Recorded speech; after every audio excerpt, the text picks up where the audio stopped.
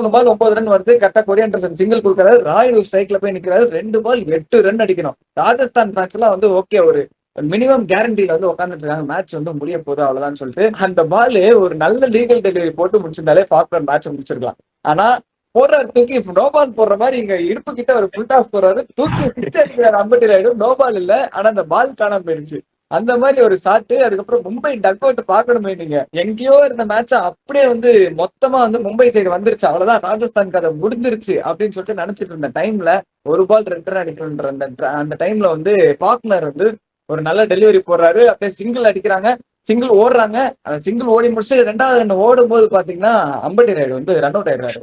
அப்படியே வந்து சைலன்ஸ். கிரவுண்டே சைலன்ஸ். வான்கடே ஸ்டேடியமே சைலன்ஸ். ராஜஸ்தான் டீம் மெம்பர்ஸ் எல்லாம் அப்படியே செலிப்ரேட் பண்ண ஆரம்பிக்கிறாங்க. டக் அவுட்ல பாத்தீங்கன்னா டிராவிட் வந்து அப்படியே எமோஷன்ஸ் காட்டுறாரு. அதாவது வந்து 180 ரன்ஸ் வந்து 14.3 ஓவர்ஸ்ல வந்து அடிச்சு லெவல் பண்ணி வச்சிருக்காங்க. அது கூட வந்து மறந்துட்டு லைக் தப்பா அடி தப்பிச்சுடா அப்படின்னு சொல்லிட்டு பிளே ஆஃப் போறோம்டா அப்படின்னு சொல்லிட்டு ஒரு ஹைப்ல இருந்த டைம் வந்து இருங்க